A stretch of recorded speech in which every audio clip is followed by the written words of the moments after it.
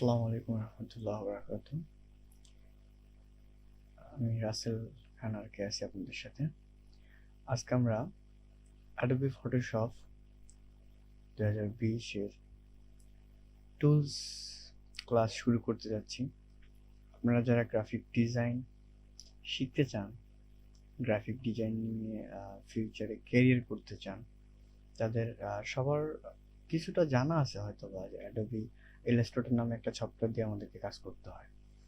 Adobe Illustrator সফটওয়্যারটা সম্পর্কে basic থেকে শুরু করে অ্যাডভান্স লেভেলের পর্যন্ত সকল ধরনের ধারণা দিয়ে দিব আমি ইউটিউব চ্যানেলে পার্ট বাই পার্ট ভিডিও আমি দিয়ে দিব।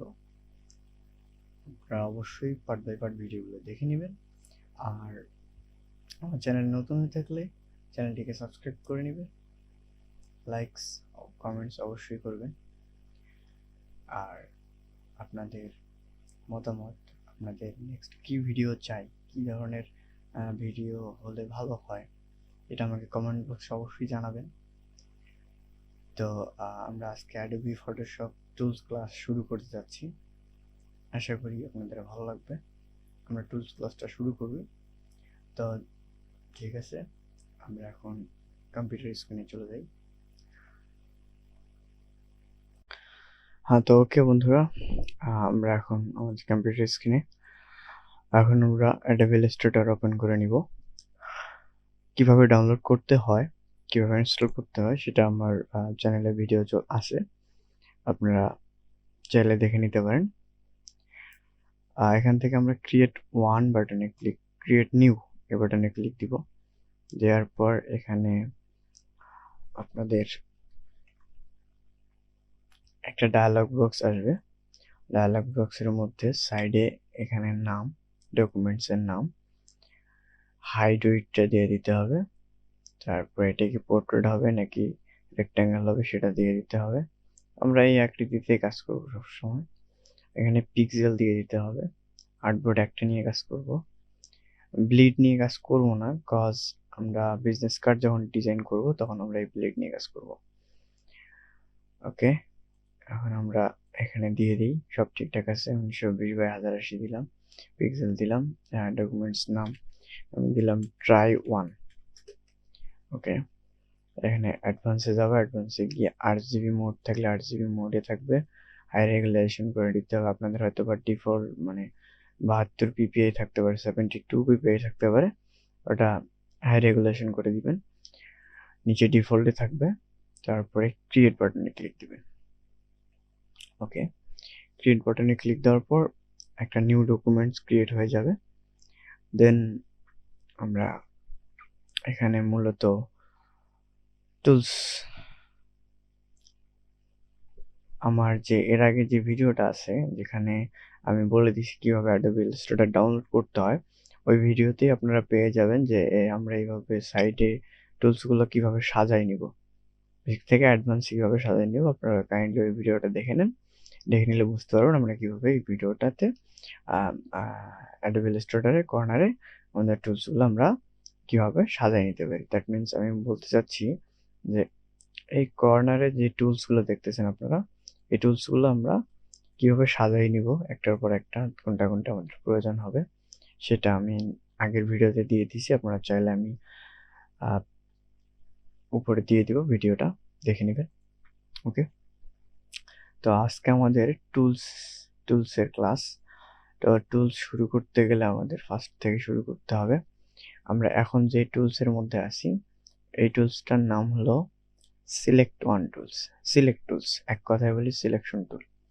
সিলেকশন টুল অ্যাডোবি ফটোশপে সিলেকশন টুল নেই। অ্যাডোবি ফটোশপে আপনারা নর্মালি যখন কাজ করবেন কোনো কিছু ক্লিক করলে সিলেক্ট হবে, বাট অ্যাডোবি ইলাস্ট্রেটরে আপনাকে কোনো কাজ করতে হলে selection tool all time click করে রাখতে হবে, তারপর আপনি কাজ করতে পারবেন। দ্যাট মিনস আমি আপনাকে এটা বলতে চাচ্ছি যে আজ লাইক আমি যদি এভাবে একটা আপনাদের বোঝার সুবিধার্থে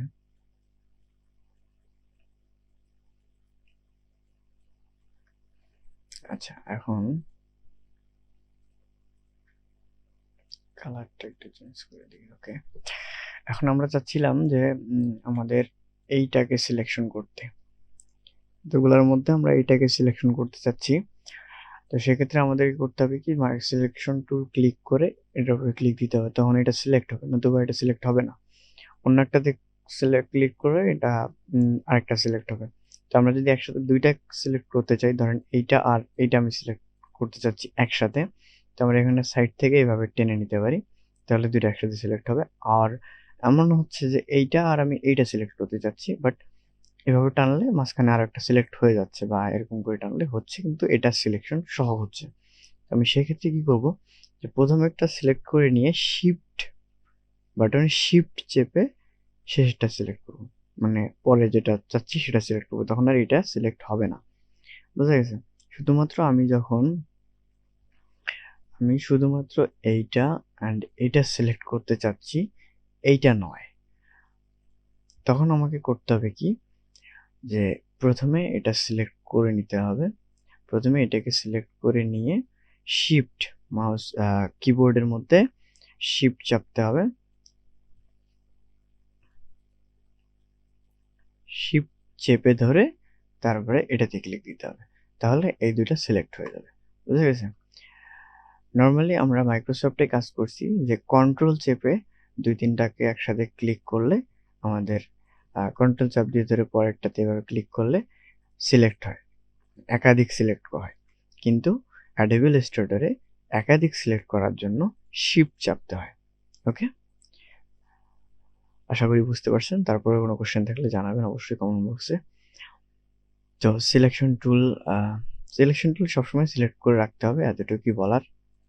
আর সিলেকশন টুল তেমন বেশি কাজ করে না, শুধুমাত্র সিলেকশন করার জন্য ব্যবহার হয় সিলেকশন টুল।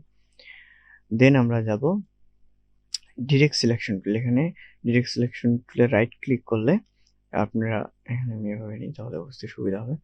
রাইট ক্লিক করলে আপনারা এখানে বুঝতে পারবেন যে ডিরেক্ট সিলেকশন টুল দুইটা হয়। কি কি সেই direct selection tool? Direct selection tool হলো, একটা হলো ডিরেক্ট সিলেকশন টুল, আর একটা হলো ডিরেক্ট গ্রুপ সিলেকশন টুল।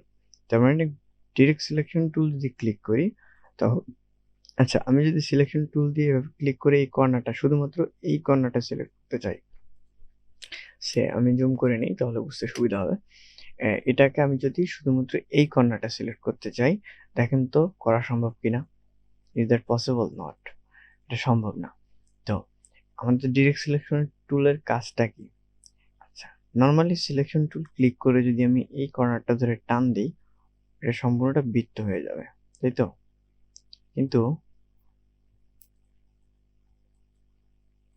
আমি চাচ্ছি শুধুমাত্র এই কর্নার আর এই কর্নার। দ্যাট মিনস আমি চাচ্ছিলাম যে আপনাদের এই কর্নার এবং এই কর্নার, এই দুটা কর্নার চাপাইতে, মানে রাউন্ড করতে। কিন্তু নর্মাল সিলেকশন টুল দিয়ে যদি আমি করতে চাই, সবগুলো একসাথে সিলেক্ট হয়, সেক্ষেত্রে আমরা ডিরেক্ট সিলেকশন টুল ইউজ করব। ডিরেক্ট সিলেকশন টুল দিয়ে এই কর্নার ক্লিক করে জাস্ট কর্নারে ক্লিক করলে দেখেন সাইডগুলো সিলেকশন হয়নি। বোঝা যাচ্ছে, আপনারা বুঝতে পারতেছেন মেবি, যে যদি আমি সিলেকশন টুল দিয়ে ক্লিক করি তখন সাইড, ধরেন আমি কর্নারে ক্লিক করলাম, এভাবে সাইডগুলো সবগুলো সিলেকশন হয়ে গেছে। কিন্তু ডিরেক্ট সিলেকশন টুল যখন আমি ক্লিক দেবো, দিয়ে এই কর্নারটা ক্লিক দেবো, দেখেন সাইডগুলো আর সিলেকশন হয়নি, শুধুমাত্র এটাই সিলেকশন হয়েছে। আমি চাইলে এটাকে ইচ্ছাধিক মুভ করাইতে পারি, যেদিক মন চায় সেদিকে আমি এটাকে মুভ করাইতে পারবো, দেন এটাকে রাউন্ড করে নিতে পারবো ইচ্ছা মতো। Understand? I hope understand. Then তো ডিরেক্ট সিলেকশন টুলের কাজই হলো এটা, যে কোনো একটা বা দুইটাকে কর্নারকে একসাথে সিলেক্ট করা, দ্যাটস ইট, এইটাই কাজ ডিরেক্ট সিলেকশন টুল। আর ডিরেক্ট গ্রুপ সিলেকশন টুল তেমন একটা কাজে লাগে না, যে আমরা যদি একাধিক গ্রুপ সিলেকশন করতে চাই, সেক্ষেত্রে আমাদের ডিরেক্ট সিলেকশন টুলটা লাগবে। আর ডিরেক্ট সিলেকশন টুল সবসময় ব্যবহার হয় না। Direct selection normal direct selection tool শুধুমাত্র এইটা আমরা ইউজ করব। ডিরেক্ট গ্রুপ সিলেকশন টুল ব্যবহার খুব একটা নাই। তো দেখি ভিডিও টাইমটা, আচ্ছা, ভিডিও টাইম অনেক হয়ে গেছে, দেন অনেক টাইম নিয়ে নিলাম। তারপরও 2টা টুল আজকে মেবি শিখাইতে পারছি। আপনারা নেক্সট ভিডিওর জন্য অপেক্ষা করবেন। আর এই ভিডিওতে কোনো অংশ, কোনো কোয়েশ্চেন যদি থাকে অবশ্যই আমাকে কমেন্ট বক্সে জানাবেন। আমি চেষ্টা করব আপনাদের সুন্দরভাবে বোঝানোর। ভালো থাকবেন, সুস্থ থাকবেন। আল্লাহ হাফেজ।